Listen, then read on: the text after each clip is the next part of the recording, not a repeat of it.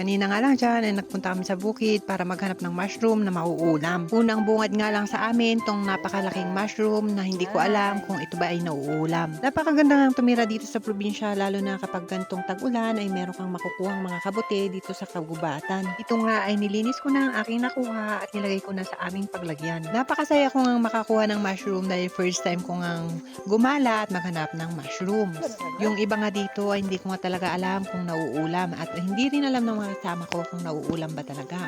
Pero kinuha pa rin namin para i-search kung edible ba ito o hindi. Ito na nga, nagumpisa na ang aming pamumulot ng buo. Kung ang mushroom na tinatawag nilang buo ay masarap ihalo sa adobong manok, adobong baboy, kiniing, at tinatawag nilang itag. Dito nga ay tuloy-tuloy na ang aming mga nakikitang mga mushrooms. Kahit maliit nga dyan ay hindi ko na pinatawad at kinuha ko na. Bali karamihan nga sa mga nakukuha namin ay malalaking buo. Yun daw yung maitim na yung loob pero masarap pa rin. Sa probinsya nga ng Benguet at Mountain Province, marami kang makukuha na ganito. Pero hindi po palagi, tuwing tag-ulan lamang. Dito nga habang kumukuha ako ay tinuturuan ko yung asawa ko na mag-videographer para sa akin. Wow, nice.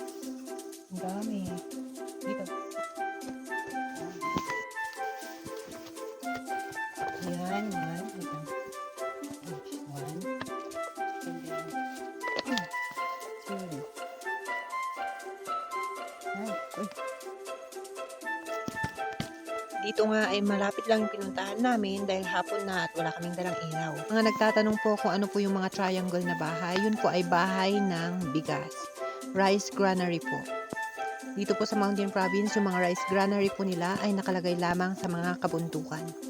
Ang mga bigas po dito ay iniimbak nila dito sa mga rice granary na ganito. Bali habang namumulot nga kami ng kabute, ito ang view dito sa amin. Ganda po, di ba? Bali 5 minutes lang po, nasa bahay ka na. Dahil nakarami na nga kami dyan, uuwi na kami at magluluto ako ng mushroom. Ayun na ang kwento ko at maraming salamat.